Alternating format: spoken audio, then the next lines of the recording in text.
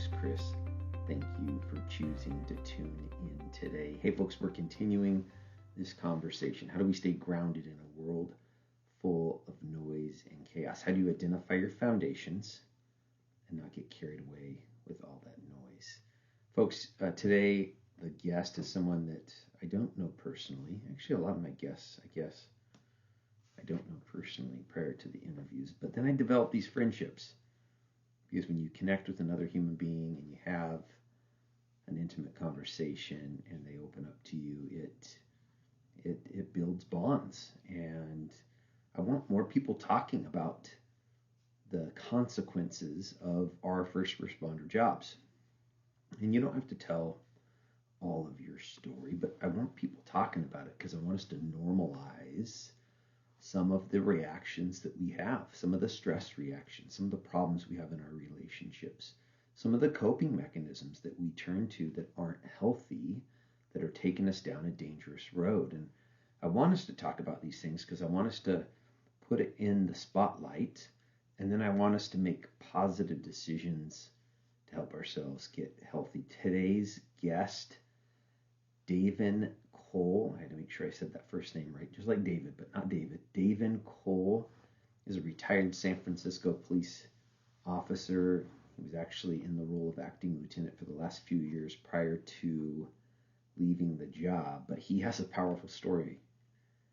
He did not leave the job in a traditional way. He didn't leave the job the way I left the job. He left the job in a pair of handcuffs. And it's through his experience that he's hoping to help other folks really address the things that are going on in their life and get the help now so that it doesn't end up like it did for him. But before that, folks, I want to talk about the place that helped me. The hat I'm wearing today is from Deer Hollow. Deer Hollow is a PTSD, PTSI recovery center in Draper, Utah, just outside of Salt Lake City. They specialize in helping first responders and military members recovering from the consequences of this job. And I'll tell you what, it's not easy. Like, I'd love to tell you it was unicorns and rainbows there, but it wasn't. The support was amazing. The expertise of the clinicians, the fellow clients that I was there with, all of that was good. In some cases, great. But the overall experience of walking through a post-traumatic stress injury sucks. And I'm so happy I did it.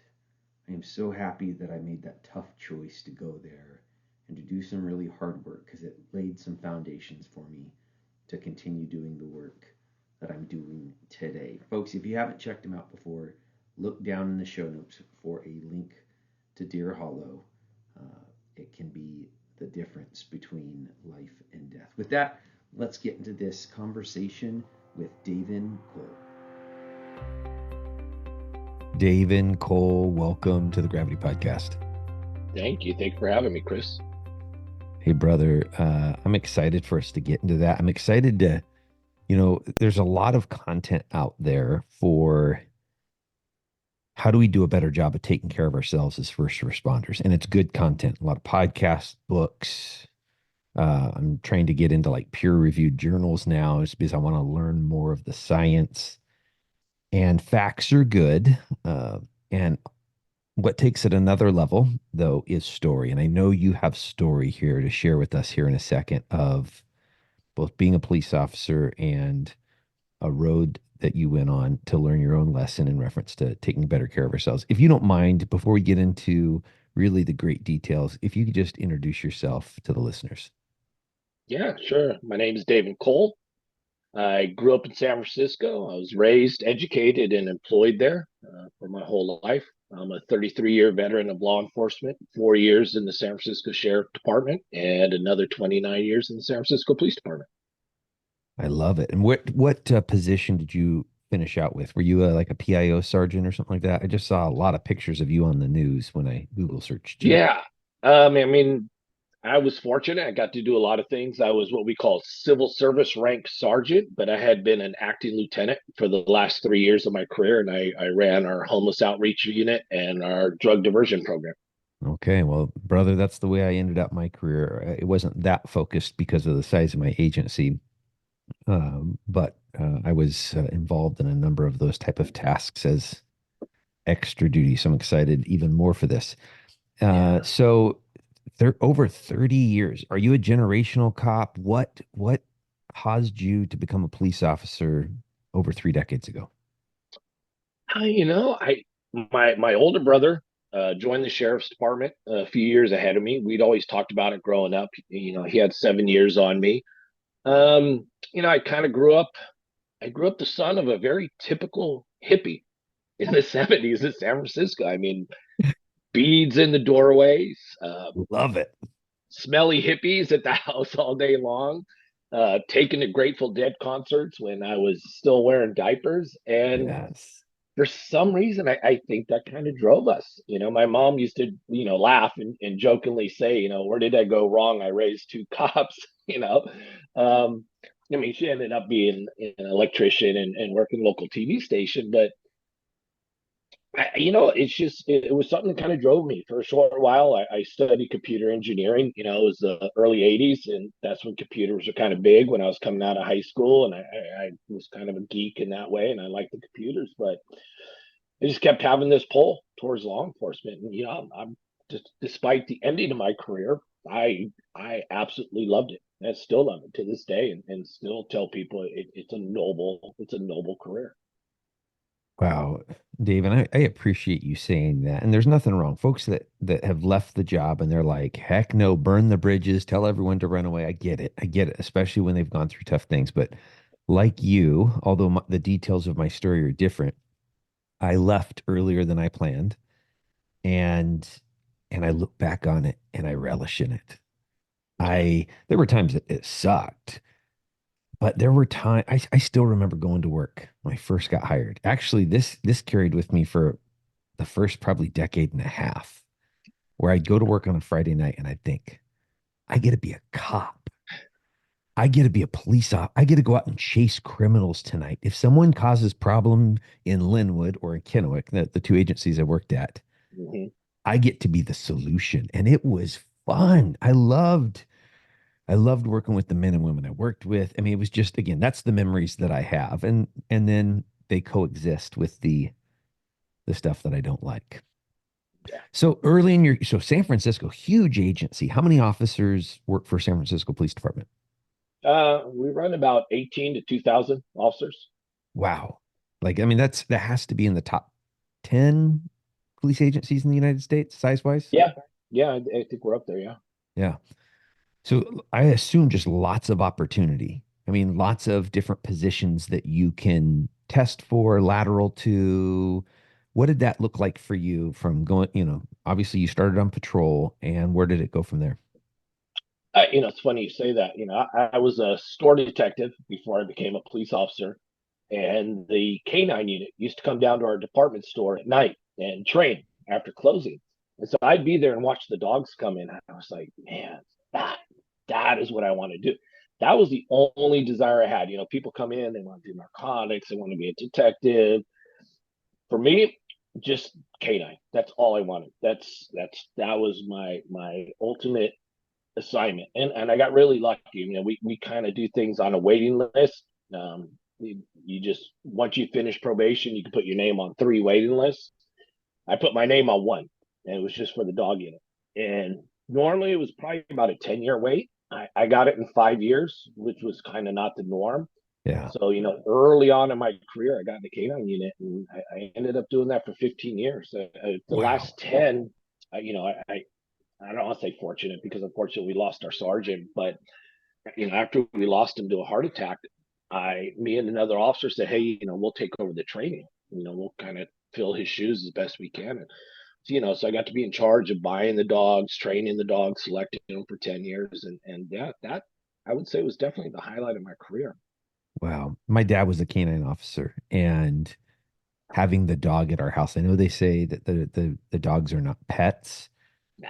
but I'll tell you what, this dog was she was it was a girl dog. Her name was Ona, and she would totally transition. I saw her at work. She was vicious, and Hmm. And then she'd be at home and there would be kids crawling on her and pulling on her ears and she'd just be licking them. She knew the difference between work and home life. And I never saw any aggression at home from her. But again, when I rode with my dad, oh, bad Yeah. guys, watch out. Oh yeah. I definitely was not part of that kind of old school thought that a dog was a working dog and nothing else. I mean, I looked for dogs that had that kind of sociability because a good dog can turn it on and off. And I went through several dogs, but I had four main working partners, and they were great at home. My kids and my wife loved them, each Yeah. and every one. Wow. And did you take them, those four dogs, all the way through their career, I assume, meaning they didn't go on to another handler. You continued to work them until they were out of service and Yeah, all of them except for the last one. The last one I got promoted, and he ended up. It's kind of weird thing. This is kind of right before COVID, and we were still having trouble hiring, and our K9 unit was kind of being, in a way, downgraded. So they didn't replace me. And so he ended up kind of sitting in the kennels for 6 months, not really working. And they ended up giving him to another police department, and it so happened to be the police department where I lived, which is yeah, it was kind of funny. I get a phone call from one of my buddies saying, "Hey, Ziggy's you know, down in your city now." I was like, "What? Wait." And so I ended up finding the officer and kind of filling them in. But yeah, other than that, yeah, they all stayed with me. And then when they retired, they became our pet in the house. And there was a good portion that I had two dogs, a retired dog and a working dog. And yeah, I mean that was fun. I mean, I got to do other stuff. I did plain clothes. I did gang enforcement, some undercover stuff. Not really short. When I was at the K9 unit, we kind of got to be cross trained as operators with the SWAT team. So we weren't full SWAT guys, but we did all the entries with them. And yeah, I did some PI. I didn't really do PIO stuff, but I'm kind of a talker. So if there's kind of something local, our PIO would feel free to call me and like, hey, would you mind kind of doing this soundbite for us? And yeah, I was kind of lucky in a big agency like that. There is a lot of different assignments you can kind of jump into, and that kind of worked out for me. yeah. So you eventually test for promotion. Why? Why not just stay being a handler for your whole career? That was my thought. I said I'm going to retire as a canine handler. I'm going to be the most senior canine handler in the department, Yeah. and everyone I kept hearing from people, you should test, you'd be a good boss, and I had some self doubts about that. But I also was like, I kind of need a bump in pay. As I get closer to retirement, it would be nice to have a little bit of jump in pay. So yeah, I decided to take that lieutenant's exam, and after I'd been in that for about probably 3 4 years, I'm like, you know what? I kind of like this. I kind of like this. I have a chance to kind of, you know, influence the younger officers, and went for the lieutenant's position, and scored really high on the list. I was really fortunate in that, in that homeless outreach unit. Um, it grew originally from just me and 7 officers to all of a sudden a captain, 2 lieutenants, and 45 officers. And that's when they gave me the acting lieutenant's position. Wow. And so, I got to be an acting lieutenant for 3 years. I did the full job, the full pay, and I kind of did the field operations. So, I supervised a couple sergeants and the 40 officers, and you know, had my career not ended the way it did, I would have been a full civil service rank lieutenant, and probably would have stuck around for captain. That was my kind of last thought was, do I stick around 2 more years for the captain's exam and do that, or do I retire? And well, you'll hear the story on why I retired. Yeah. Let's get into the injury because if I understand correctly, you got injured was it on the job, off the job? What happened? No, it was on the job. It was actually when I was in the K9 unit. We were doing a training scenario. There was supposed to be no bite work involved. It was obedience. We called it tactical obedience because if you put tactical in front of something, it makes it really cool, Like right? putting Velcro on something, you can charge three times the amount, right? Black Yeah, Velcro yeah. thing, it's cop gear. And if it's really shiny, we're all going to want to buy it. Yeah. It was a movement thing. It was a tactical movement. It was teaching the officers to move from cover to cover. Leave their dog in a down position and then call them to their side when they got behind cover. So there's no bite work was supposed to be involved. The handler was doing some training with the dog that I wasn't aware of. Had I known, I probably would have done things differently. But nonetheless, as we're going through this training scenario, and I'm walking it through them, in the dog's mind, it was out to do a bite scenario. That's what the dog was thinking, and that's what the dog did.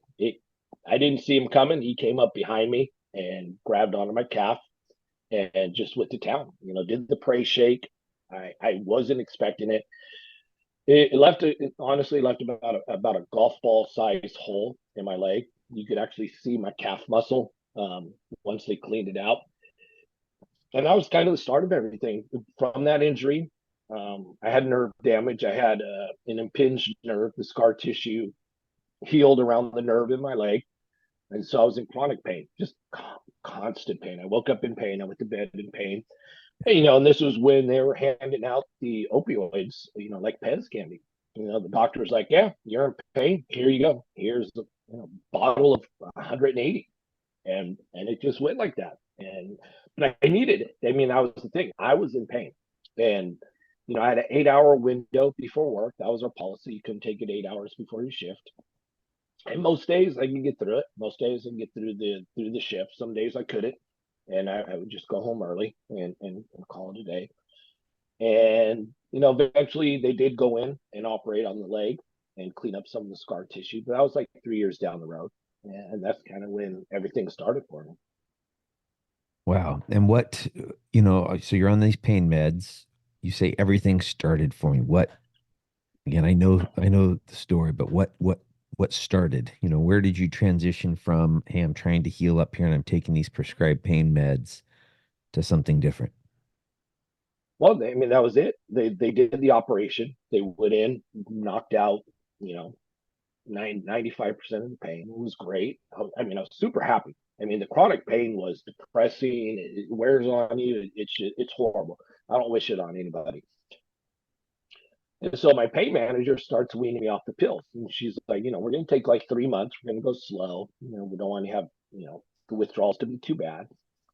And as I start to get down, I was up to between 8 and 10 pills a day. And I was taking Norcos, which is like a step above the Vicodin. It's kind of between the Oxys and the Vicodin. And we're getting down. I'm down to about 2 a day. And I realize I miss it. Mm-mm. I miss the feeling.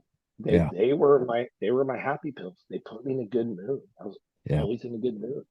I didn't get that, and I found this is kind of common. Is I didn't get drowsy. I didn't get loopy.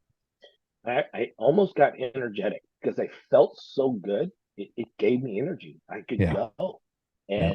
and that's how I rolled. And on my days off was all day long.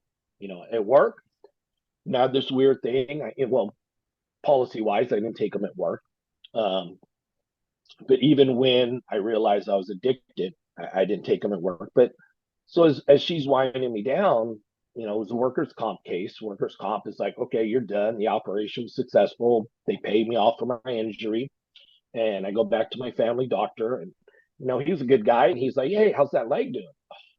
It's horrible, doc. The leg still hurts. I'm still in pain. He's all right. He just looks at whatever the prescriptions were, and he starts it up again. Yeah. And I go straight from 2 back to 8 a day, Yeah. and just continue like that. And I was able to gaslight the doctors. It was in my chart. I had an injury, bona fide injury, as far as they knew. The pain was there, Yeah. and they just kept writing the prescriptions, and that's how it went. And it was like that for 10 years. It Man. it was easy early on. Before they cracked down. So I never made it through a 30-day prescription, but back then, after 20 days, you could get a refill. It was no problem. You just call the doctor, hey, I need a refill. They sent it, they gave it to you. You went to the pharmacy, and you were good to go. But as time progressed and as it became more of a controversy, they started cracking down on it, and went from 10 days early to 7 days to 5 till it was you could only get your refill one day before. Oh, So wow. yeah, so on the 29th day was the earliest you could get the refill. And that's when it got tough. Already before that, it was starting to get tough when it got down to 3 days. But you get creative, you know. My mom, she was on high doses of pain meds. She had no problem, Like, Mom, my leg's bothering me. I'm running out. Okay, yeah, you can have some of my morphine pills, no problem. Yeah. But there's always some cop who's like, oh, I hate them. They make me nauseous. Oh, you want mine? You can have mine. I never use them. Yeah. And that's how you do it. And you Yeah. just, you get creative and you always find somebody to kind of help you out. Um, it was probably, I mean, I knew I was addicted right from the get go, but you tell yourself, but I'm doing fine. I'm working. I got a family. I only take them at night and days off. All the justification, right? Oh I, yeah, yeah. I I'm Every holding down a job. Like yeah, I'm highly functional. I'm being successful. I'm getting promoted. All of yeah. those narratives, the addicts, the people that have a problem, those are the folks we deal with out on the street, Hmm. right? I mean, that Hmm. that don't have a house, that don't have a job, that they have a problem. I don't really have a problem. I mean, Yeah, yeah. I'm not homeless. I'm not running around the streets half naked, screaming at the moon. I'm yeah, doing fine. Like you said, I'm holding down the job. I got a great wife. I got two great kids. Everything's going great. I got promoted. yeah, Then they give me this assignment. Next thing I know, I'm starting this brand new homeless unit, outreach unit, and I'm building it from the ground up. And then they put me in charge of our pre-arrest diversion program. So now I'm out there talking to drug addicts, and I'm telling them, hey, you need to get clean. You need to get off of these drugs. Yeah, it was horrible because I was out there talking to these men and women, trying to get them into this pre-arrest diversion program. yeah. And then I was going home and looking at myself in the mirror, like, why can't you say that same message to yourself? So you had that small voice going on in your head of, Oh, I oh got a problem. yeah, yeah. Yeah. And then the depression from it hit. Well, the depression from that, and from other stuff that was going on, I didn't realize. But as it got harder to refill those prescriptions, I had to find something else to get me high. So Yeah. then it became alcohol. So the more pills, the less alcohol. The less pills, The more more alcohol. alcohol. It's just an equal. Yeah. I mean, I'm just Yeah, I got to balance it medicine. out. Yeah, yeah, and it's alcohol. It's alcohol. I mean, come on, what cop function do you not go to, and the booze is flowing? I Oh, mean, every conference I've ever been to, there's usually at least Coors Light for free at yeah, the meet and greet. You know what I'm saying? yeah. I was thinking about this the other day. We had a retirement for a very well respected member of our department who was very active in our union. And I remember sitting there with my partner and we're drinking. It was an open bar for the first hour. The union was paying for it. I remember the bartender going, I have never seen an open bar tab this big in my life. Well, And I you've was never like, worked a cop function before then. hey, that's exactly what you said. And even I've thought of like cop shows. I mean, think of any cop show. And you and we could go back to, the choir practice, the Joseph Yeah. Wamba books. There's Yeah. not a cop show, and I've just gone over it in my head. There's not a cop show that doesn't have a character that's addicted to something. I mean, Yeah. even Southland, the main character was addicted to the payments. Well, and It's sometimes they play it off. It doesn't look like addiction. Like think about Blue right. Bloods. I really Mm-hmm. enjoyed Blue Bloods. There's a lot of cop shows I don't enjoy. I got locked into that one. I I don't remember them ever having a dinner without wine or whiskey, and they always Yeah. have a nightcap. And again, I Mm-hmm. don't want to be the alcohol police on folks, but I was in that spot with alcohol this last summer where I was like, I don't know if I want to quit. Like, I don't know if I can quit. I don't know if I want a life without this stuff. Like, that's how much I enjoy it. That's how good it makes me feel. Now, it did make me feel good. Of course, on the Yeah. tail end of it, I didn't feel good, right? And I knew that, but I was just silencing that small voice. Yeah. And that's kind of how I felt. Like, yeah, I'm addicted, but I'm still enjoying it. Yeah. I'm not. I, I was I was an alone drinker, so I sat in my room and I drank by myself. Yeah. And kind of isolated. I didn't go out to bars, so I never worried about drunk driving. I'm like, I don't leave the house. I drink in the house. I stay in the house. So, they call it the what ifs. Everything until what if. I didn't worry about that because I didn't go to work drunk. I didn't drink Yeah. at work. I didn't need to drink during the daytime. Um, I only had to drink at night, which is stuff I found out later on why. Yeah. So these constant justifications, like, well, yeah, you're addicted, but you're functioning. That's just, the functioning addict, and I'm okay. I'm gonna be fine. But it just got harder. Yeah. The drinking got harder, and the pills got harder, and it came to a point where, like, I need to stop, Yeah. but I can't. And one of the things was that, my wife and I, we love to go on vacations. We love to travel with our girls, and I'll save up. I'll work a ton of overtime, and we travel. I've taken my girls to Japan, to China. I mean, just nice vacations. And we do a lot of walking. We like to explore. Yeah. And the pain would come back in the leg. I'd walk for a day or two, and I'm like, oh man, here comes that pain. But I got my pain meds, so I'm good. So that was also, in my brain, that was one of my fears. What am I going to do if I get off of these pain meds? What am I going to take for this pain? And so, but I wanted to stop, and the depression was getting bad. And Yeah. fast forward, about 8 years into it, I'm starting to have suicidal thoughts. I'm sitting there at night and I'm drunk, and I'm like, I can't do this anymore, and I know I can't quit. And I think there's only one way out of this for me, and it's going to be to take my own life. But I have my wife and I have my daughters, and I loved them, and I had Yeah. a good marriage. I didn't want to do that. And I know children of people that commit suicide have a higher rate of suicide than themselves, and I didn't want to do that to them. But it was getting harder and harder. But I was still functioning. So I kept telling myself, okay, I'd wake up in the morning sober. I'm like, okay, I'm going to stop. And I told myself, all right, here's what you're going to do, David. You're going to stop the alcohol. You'll get off the alcohol. Once you're clean from the alcohol, you'll get off the pills. Yeah. And here's the thing. People like to rag on their departments. I still love my department. But the one thing we definitely do right is our EAP, our Employee Assistance Program. We call it our behavioral science unit. It's top notch. It definitely, and I'm not trying to brag, but I really say that San Francisco has the industry standard on how you run your EAP. Oh, I I love could have that. called the sergeant. Huh? I love that. Yeah, This is yeah, good news. Keep going. yeah. I mean, I could have called the sergeant at 3 in the morning. I mean, his phone number was there. I could have called him at 3 in the morning and been like, "Hey, Art, I need. I'm taking pills every night. I'm drinking. I need help." And the next morning, they would have had me in detox. That's No great. questions asked. My department will put me on a 30-day family leave. They don't want to know where or why. All they got to do is call up and say, hey, personnel, Cole, 30 days family leave. Okay, done. So this is leave that does it get charged to your leave bank? Nope. Nope. This is Oh, this yeah, is no, I take that back. It does. it You do does. have to use your leave. Okay, you have to, but again, it's no questions asked. It's hey, he needs 30 days of family leave. Yeah. Love And it. they don't want to know where you're at. Yep. They don't care.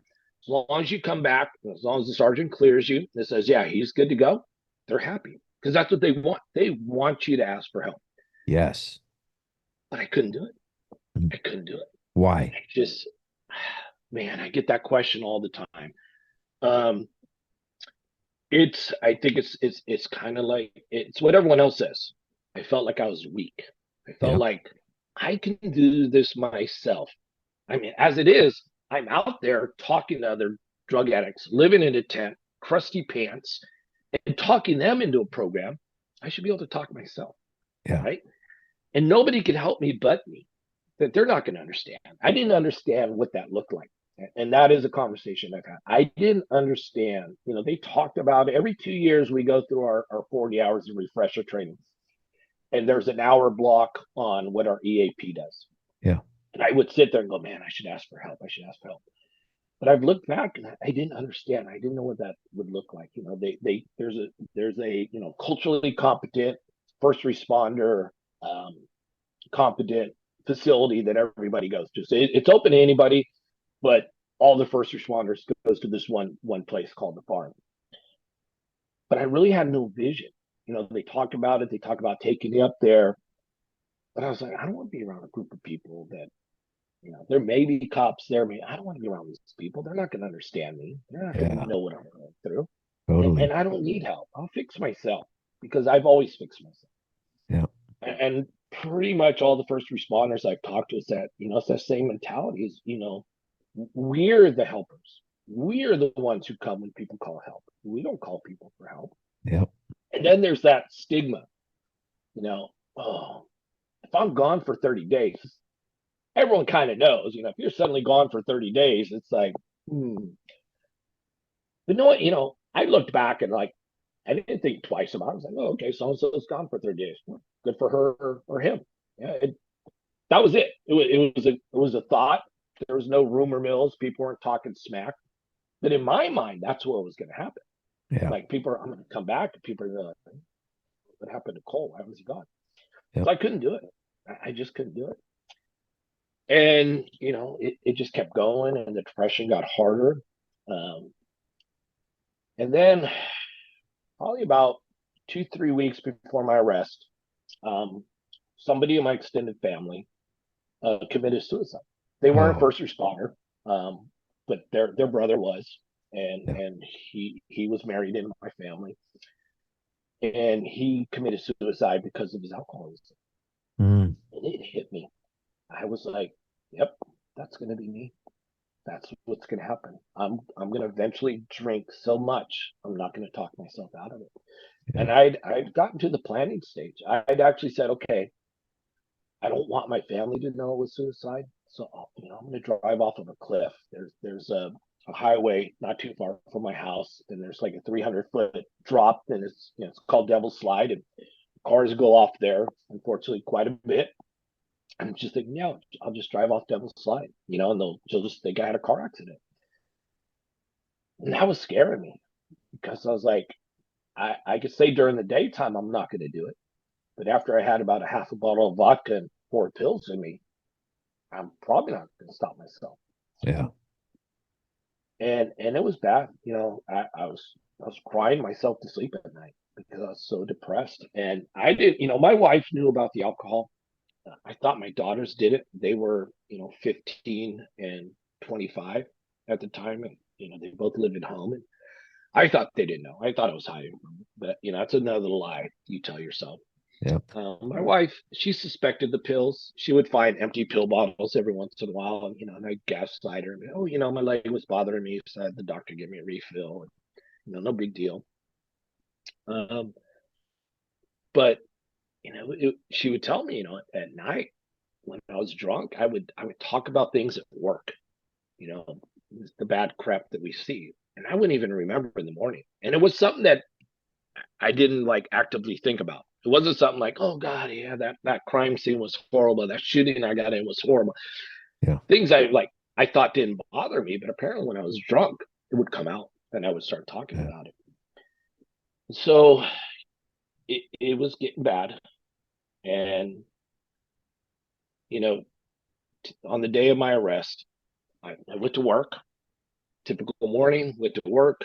I was the acting lieutenant. I did my stuff. I said, I'm going to cut out early, put in a vacation card. I'm going to go to my mom's, take her to lunch. Mom's going to have some pills for me because I was running out. I had one pill left. I was 10 days away from my refill. And we were leaving in 2 days on a vacation. Well, vacation wedding. My wife's cousin was getting married down in Mexico.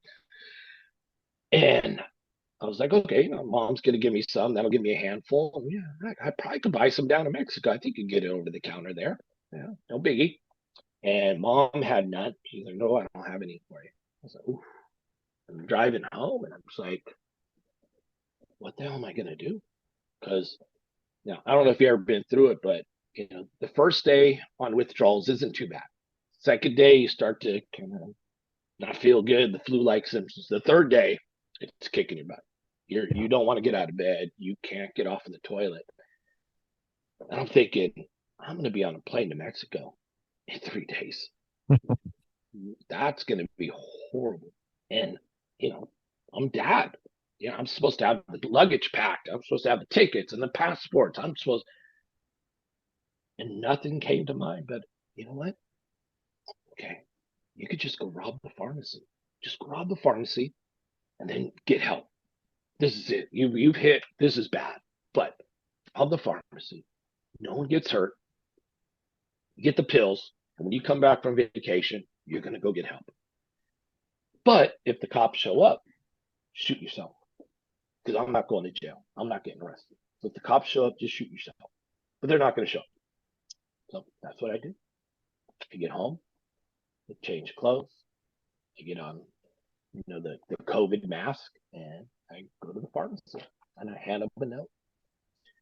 And I sit there and I watch the pharmacist call the police. I see her on the phone.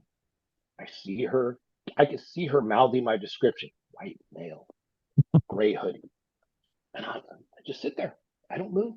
I don't run. I don't take off. They give me 9 bottles of pills, 9 freaking bottles. And I walk out of the pharmacy, and worst planned robbery in the world. I parked my car a block away. With a license And plate that's registered to yeah, me? yeah, registered to me. And as I'm walking back to my car, the police show up, and I'm handcuffed. And I'm looking up at them, and as soon as they cuff me, I go, "You're gonna find out anyway. I'm going to do the cop." And I'm sure in their mind it was like, "Oh crap," Yeah. And back in the police car, handcuffed, and I'm bawling my eyes out. I'm banging my head against the cage. I'm just like, "This is it. I'm done." I found out later, talking to someone who looked at the BWC. They didn't know I had a gun on me until they handcuffed me. But after looking at the BWC, apparently I reached for the gun twice. I didn't do it. I don't remember that. I don't even remember consciously thinking I was going to kill myself. I just kind of stopped. Yeah. It was a horrible night. They booked me in. I twice wrapped the phone cord around my neck and was going to hang myself in my cell, and did it. The very next day, my department, the behavioral science unit, was at my house. And they're like, "We're staying here with you. And tomorrow morning, you're going up to the farm. We're taking So you in." you got released from jail the next morning. Did you bail out? Did they release you on your own recognizance? I bailed out. Okay. That was I- the hardest phone call. And I had to call my wife because she didn't know where I was supposed to pick I dropped my daughter off at cheer practice. I was supposed to pick her up, and I didn't pick her up. And they're like, What's "Where's going dad?" on? Yeah. And my wife told me, she goes, "I was convinced you were dead. I I I So figured you she, finally did it." so she knew it was bad. Had you Yeah. told her of the suicidal thoughts and No. plans? Okay. Well, She just knew. She knew it was bad. yeah, I hadn't told her, but apparently in my drunken state, I had said, "I wish I were dead." Yeah. So I don't remember consciously telling her, but I had told her in those states. And so she was like, "I thought you were dead." It took a while for me to finally call her. They allowed me to call from the station. I told her what happened. Um, Obviously she's in shock. Calling her from jail now. This is how you have to bail me out. This is what we have to do. Yeah. You know, Now I my want to wife. pause there because you Yeah. started to say something and I interrupted you, and I want you to go back into this. You get bailed out by your wife, and the next morning, or excuse me, who shows up at your house? My department, my behavioral science unit. Your department shows up at your house after you've been arrested for robbery, probably armed robbery since you had it on you. Mm-hmm. And your department shows up to say, "We're here to support you." Yeah, we're here. Uh, it was 3 guys. One of them was a good friend of mine, who'd worked with me. We'd been partners a couple times, and he's like, "I'm not leaving until you're okay tonight." And they stayed. They stayed till 11 o'clock at night, and they were back the next morning at 9 o'clock. And they're like, "All right, we're going." Stupid me. I'm like, "No, no, no. I got to go to Mexico in 2 days." Yeah, they're like, "Stop. No, listen. No, You're not going to Oh, Mexico. You've got to go."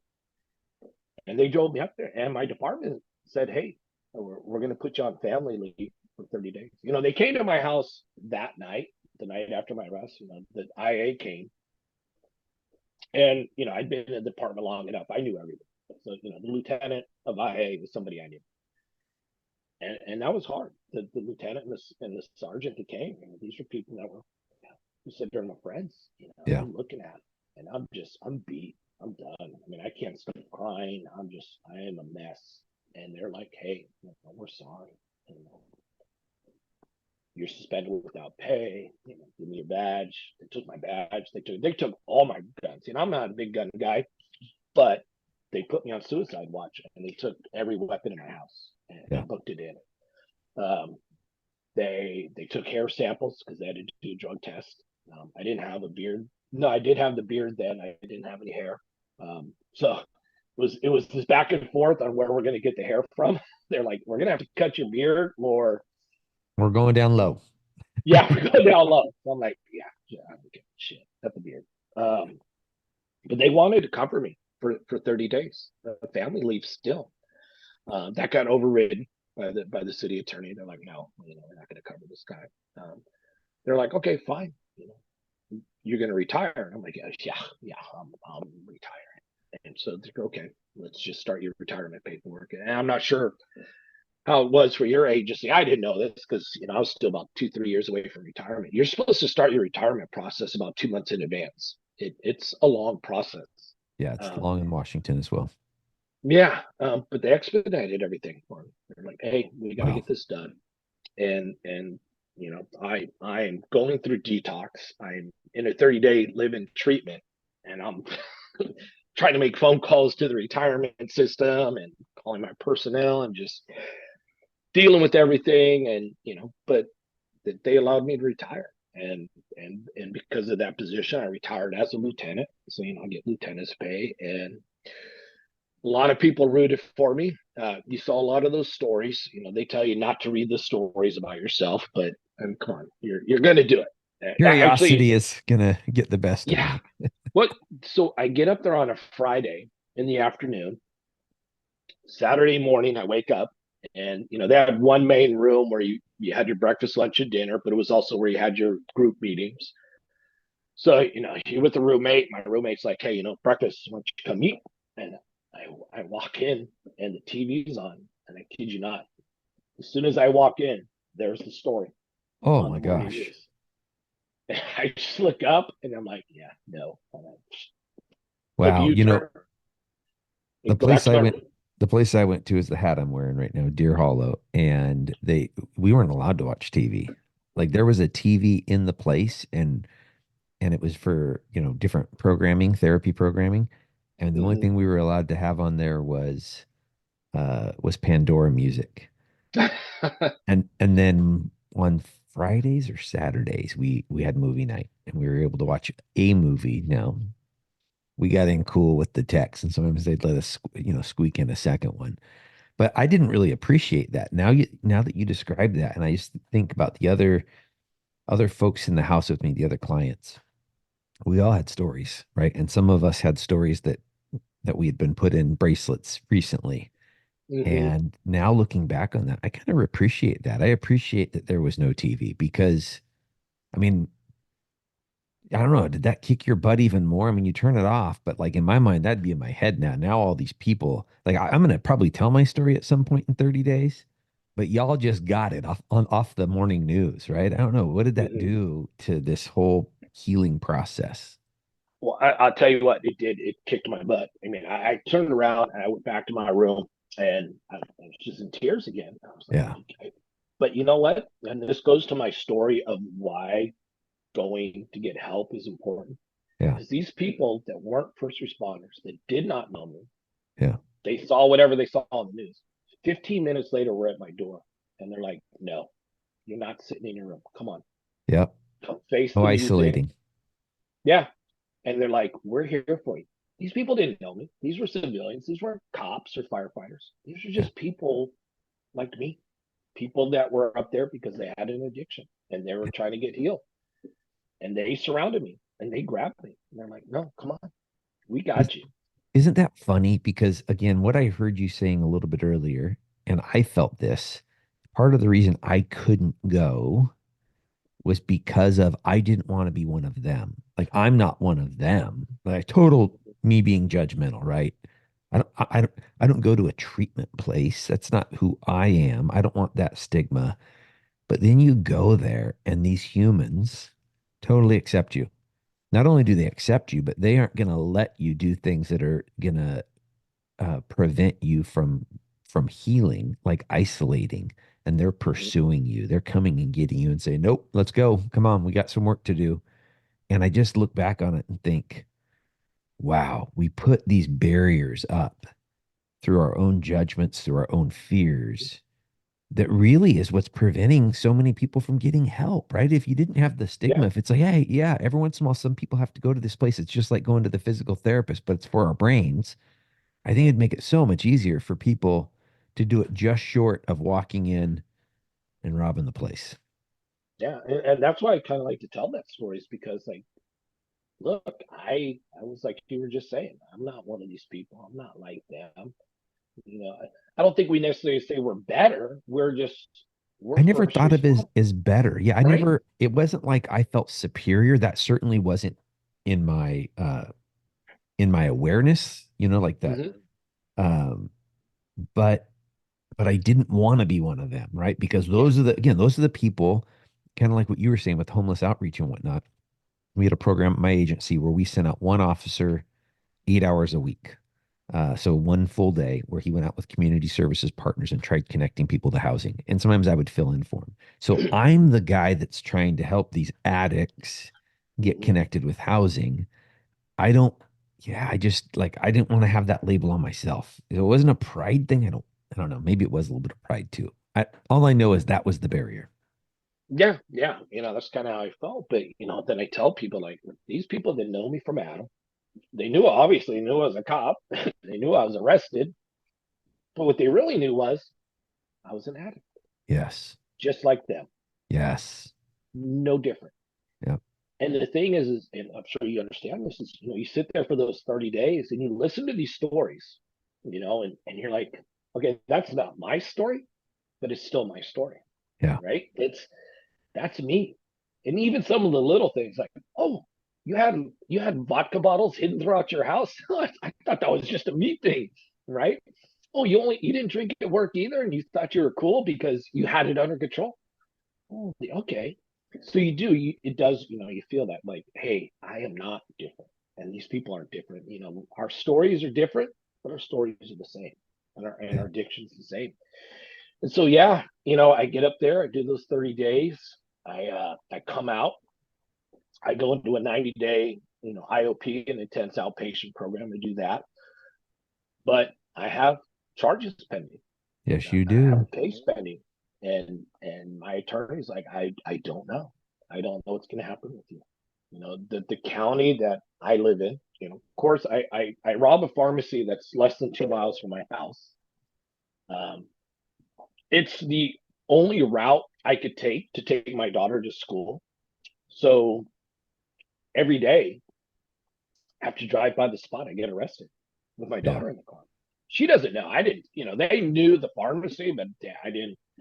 I didn't go into the details like, oh, dad was here and they had me handcuffed here and I was face down there, but I had to drive by. That was hard. After about a month or two, I actually went and I got out of my car and I sat down on the ground at the exact spot where they handcuffed me. And I Yeah. just absorbed it. I sat there for like 15 minutes and just like, okay, this is going to control me anymore. This is not going to be a bad place for me anymore. Yeah. And I did that. But I have these charges pending and I destroyed my career. I took a 33-year career, well decorated officer, highly respected. I had, I was not a juice guy. I was not, I was a company guy in the sense that I love my job. I love my department. I wasn't going to do anything, I wasn't going to do anything to, tarnish that. Yeah. But I also initially didn't have aspirations of, leaving out as a command staff personnel. But because of my position that I had, I was meeting with the mayor's staff. I was meeting with members of the board of supervisors. I was on a first name basis with the top politicians in the city. And that I think kind of played in my favor that, they back to the news stories, my department, it took me a while to understand. I'm like, there's these stories, Cole's arrested, robbed a pharmacy. But then the last two paragraphs were he was in charge of our homeless outreach program. He was very active in getting drug addicts off of the street. And I was like, that's not the usual stuff. I mean, San Francisco, it's a liberal city. The media tends to not make stories fluffy when police officers get in trouble, but mine kind of weren't. And I found out later on that's my department had done that for me. They had said, "Hey, listen, he's a good guy. We understand. He had an addiction. It was not reflected in his work, and nobody knew it worked. Like Yeah. my bosses. I mean, I had lunch every day with my captain. I mean, we were tight every day, and he was like, I had no idea. Yeah. I had no idea. My partner lieutenant, good friends. We came up through the ranks together. We'd worked together at various stations. We met, at least 2 or 3 times a week because we'd have these meetings with everybody. He's like, my officers, I was tight. There was 40 of us, but we were a tight knit group. We were in this new unit, and like we had no idea. And Yeah. and, and but I think I didn't show up to work drunk. I didn't have issues at work. I wasn't missing work, and that all kind of played out in my favor. I do know there were some phone calls made to the district attorney in the county. I'm like, hey, can let's not hammer this guy. He's not one to be hammered, and they did it. But that year, pending I didn't have a trial, and I pled no contest, but I struggled. I relapsed on the alcohol several times. I had to go back to another 30-day program because Yeah. I couldn't, I went into therapy. And that's another thing. That's another message I give the first responders is get a therapist and get it now. Don't Yes. wait until you're in a crisis. Get Don't one wait now. until you have like a 95% blockage in your heart to say, hey, can we Yeah. get through my blood Yeah. work? No, let's do it early when you're young and healthy so that if we need to put you on a statin, we can do that. The same is true for our heads. Let's get them early when we're young baby cops, super excited to come to work, amazed that we get to do this job. And and if we maintain that trusted relationship with a competent therapist, then when we do start to not be great, they're going to be able to work with us. Yeah. Yeah. And it's the same thing, right? We have these blocks. Well, I don't need a therapist. That means there's something wrong with me. There's nothing wrong with you. You're a human being, Yeah. but you are seeing abnormal stuff. Yeah. And I give this stats to people who don't understand, right? The average person sees 3 or 4 um uh, what's the word I'm looking Like for? They critical incidents. Yeah, Or, thank you. yeah. Yeah. They Yeah. see 3 or 4 traumatic incidents in their life. Yes. They say on the average, officers see 2 to 3 a week, and you add that up. And so there's nothing wrong with you. And that was, getting to me, that was something I didn't know I had. Yeah. I was like, well, I don't have PTSD because I was involved in 2 shootings. I don't have nightmares. I'm not hyper vigilant. I'm not all these things you read about and go to find out now, and it's really kind of starting to come up is called CPTSD. Complex or cumulative PTSD, and they say more first responders have that, where it's the career, it's the entirety of your career, all these things are exposed to, and they're saying now that it's more dangerous because you don't have the atypical symptoms, you Yeah. don't have these nightmares, but it's affecting you. It's And the I thought it curse. did. It's the Yeah. curse of comparison. The curse of Mm-hmm. comparison. It same thing with the alcohol for me, right? Like, hey, I don't drink during the week. I only do this on the weekends. I don't have a problem. I don't kick the family dog. I don't. Well, I was yelling at my family, but Yeah. I'm not physical with my family. And so the curse of comparison, I don't have PTSD. I don't have all these things that PTSD people have. And the reality is it just comes in so many different shapes and sizes. The symptoms are different for each person. Yeah. And it's like the addiction, like you said, you and I had a couple of officers. Give you an idea, in the 30 days that I was in my first initial treatment, Yeah. 6 members from my department, just my department alone, came through during that time. One retired and 5 others. Yeah. That's when it. That's when I started going, wow, this is worse than I thought. But I didn't have Isn't it? time to focus on Yeah. that. So I do that whole year. I do another 30-day inpatient. I went to a different facility. It was a little bougie.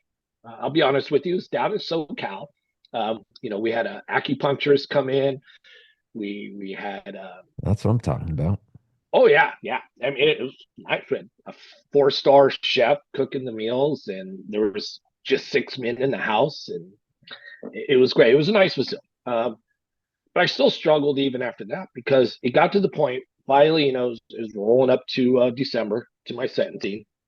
My attorney's like, you're not get you're going to get probation, but you're going to have to do some time. We think it's going to be county, but you're going to have to do a year in the county jail. I just got the efforts. I'm going to jail then. Shit, why am I not drinking? We're back to drinking.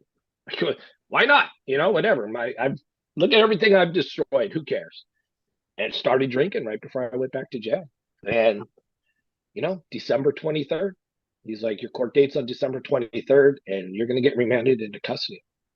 I'm like, that's 2 days before Christmas. He's like, yeah. He goes, the judge, she wants a little bit of pound of your flesh. So I had to celebrate. We celebrated Christmas a week early. Man, fuck, sorry, that wasn't easy. Yeah. Like here I am a week before Christmas opening gifts because Dad has to go to jail.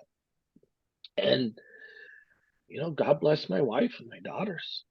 They were there for me. And we celebrated Christmas the week before, and I go to court.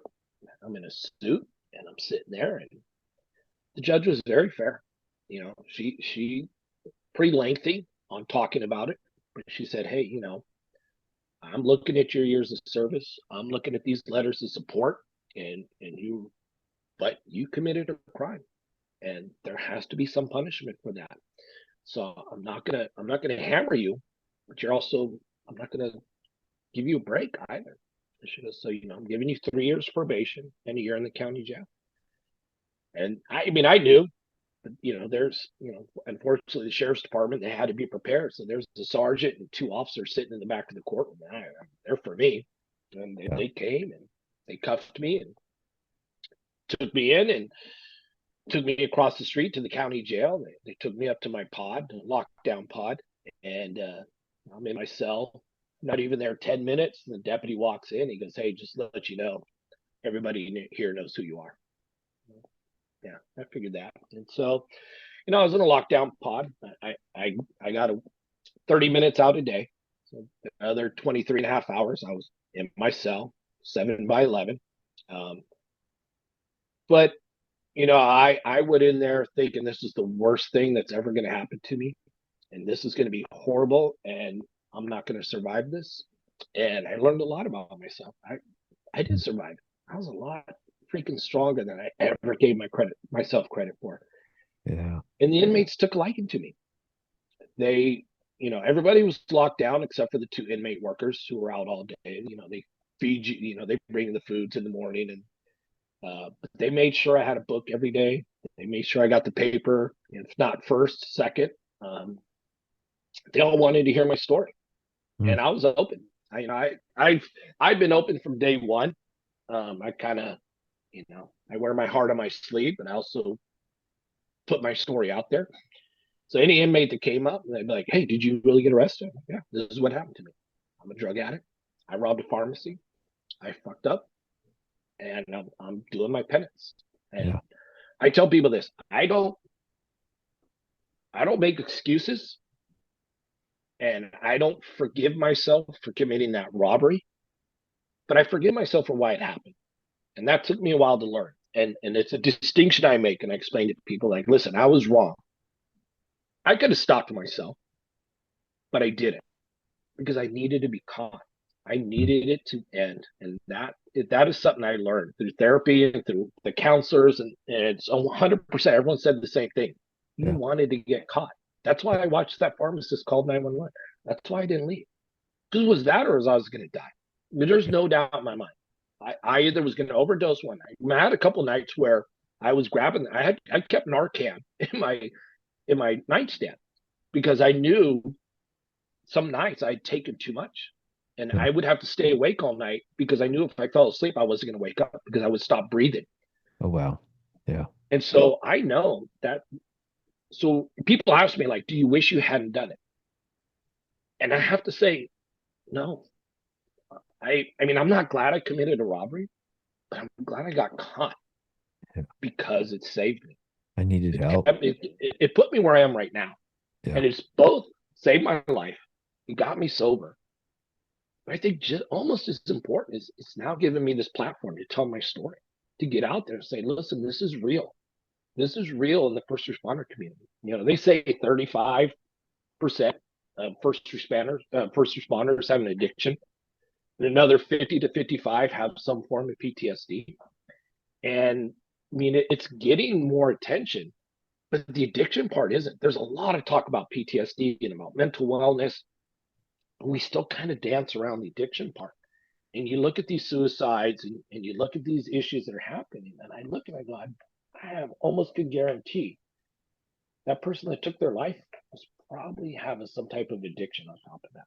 It Yeah. almost goes hand in hand. And Yeah. we need to talk about it. And we need to have these programs in place where people can get help. And so, yeah, I did 6 months. We do 50% time in my county. Got out on Father's Day. I take that as a gift, you know, Yeah. got to be home with my girls, you know, but I missed a lot. I missed wedding anniversaries. I missed birthdays. I missed cheer competitions, you know, championships down in LA. You know, I missed a lot.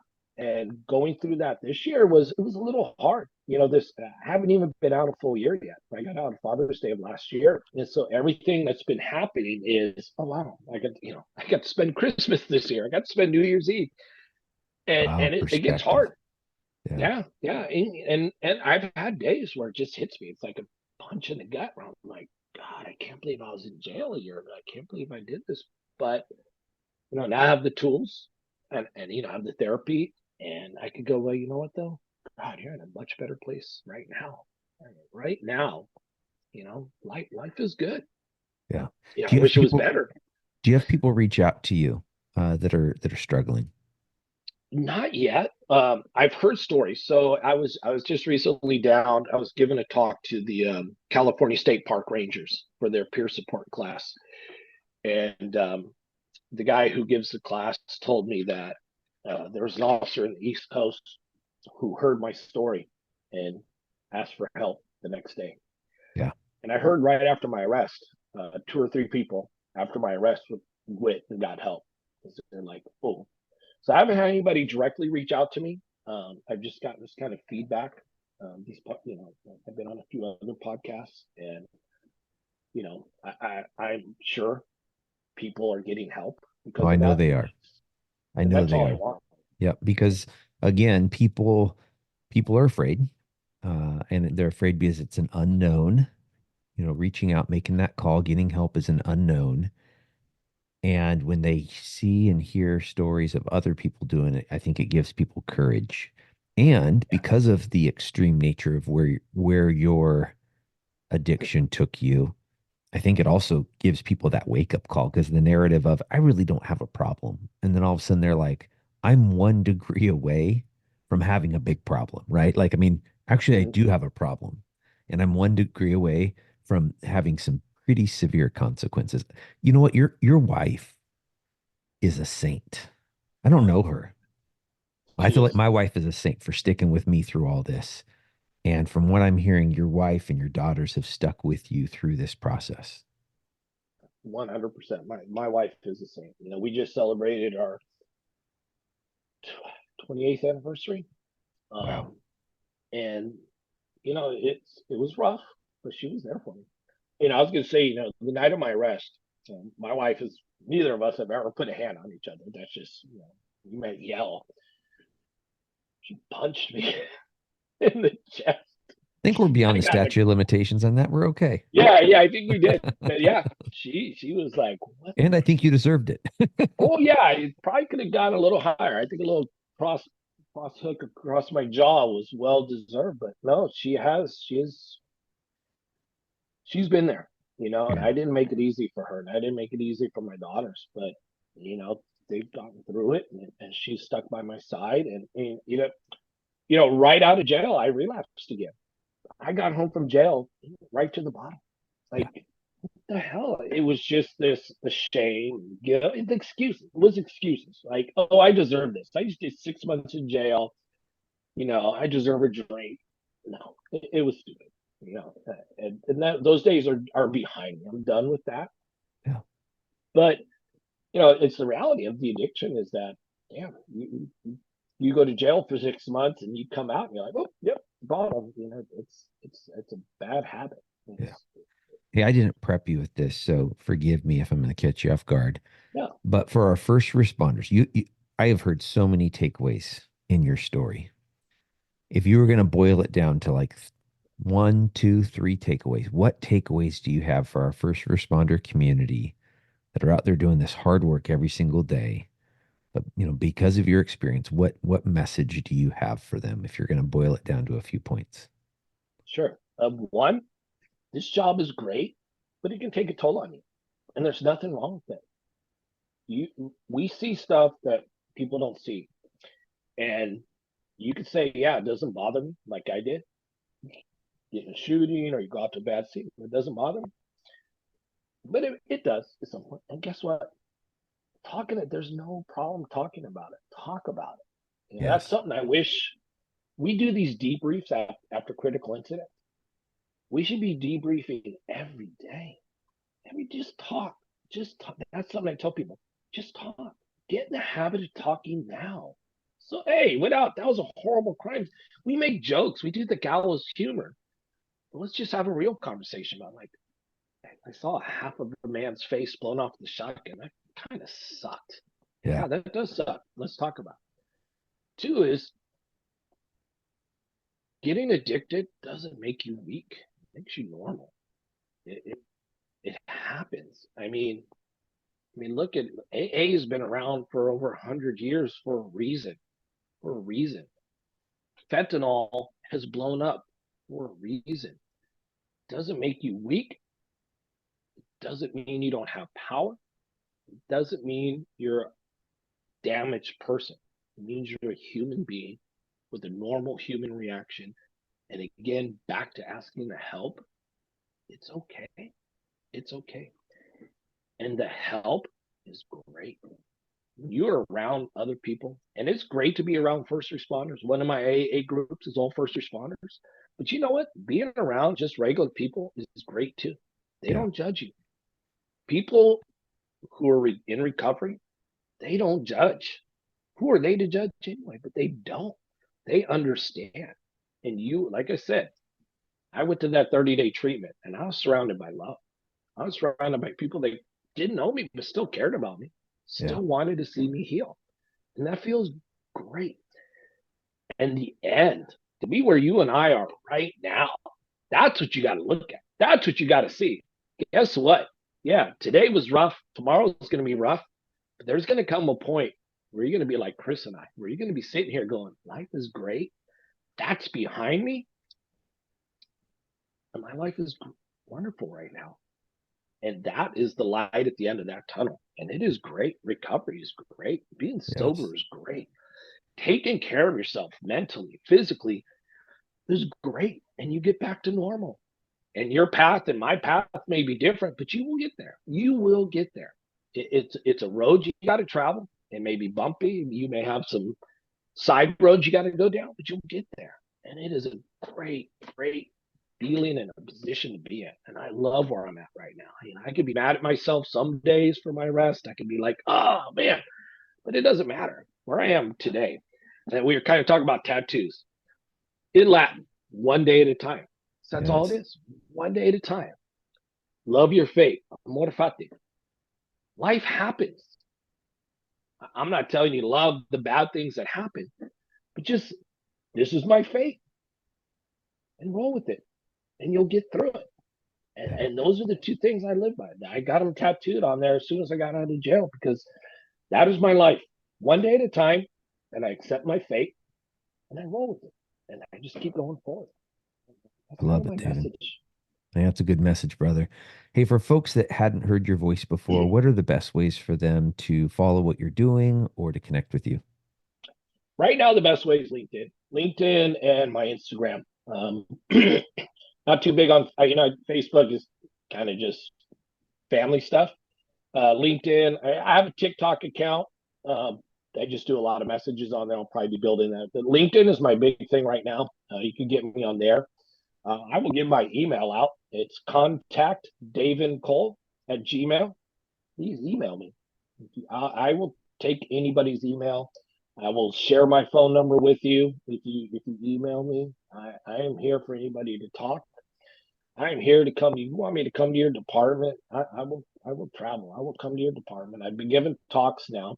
Um, Actually, the first police department to give me an invite to come talk was the department that arrested me.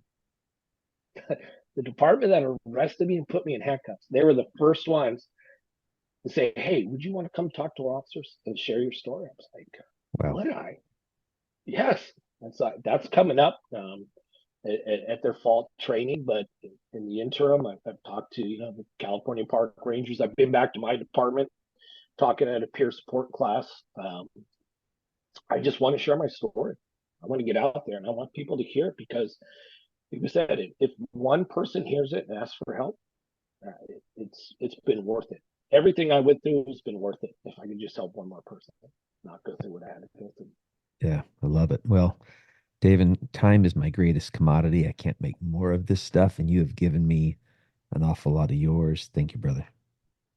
Thank you, Chris, for having me on your show. I really appreciate it. You're welcome. Have a great day. Wow, folks, what did you think of David's story? My gosh, I'm shaking my head still. I'm blown away by the experience that he went through. He's not the first friend in my life, and I call him David a friend already. I hope you agree, David. He's not the first friend in my life that I've heard this story of there being a physical injury, going on pain medication, and then getting addicted, and then committing crimes because of this pain pill addiction. It's out of hand, and again, it's one of those things we have to accept responsibility and the consequences of our actions, and we have to recognize that this happens to people. It happens to people, and we want to help people get the support that they need to heal up their brains and their bodies to live a fuller life. Hey, Jaimie and I want to hear from you. How are we doing here on the podcast, folks? There's a few different ways for you to communicate back to us. First and foremost, please follow us on whatever podcast platform you're consuming this on. That will cause the next episode to come up. If you're listening on Apple or Spotify, you can rate and review us. There's 5 stars waiting on our main page. We'd really appreciate a 5-star rating if we've earned all 5 stars. If we haven't, keep your stars. Instead, shoot me an email at chris@gravityct.com. Let us know how to make a better future, marriage, Monday topics, or guests for me to interview. Folks, we only get to live this life once. Let's go out and take care of the people in our tribes. Take care of each other.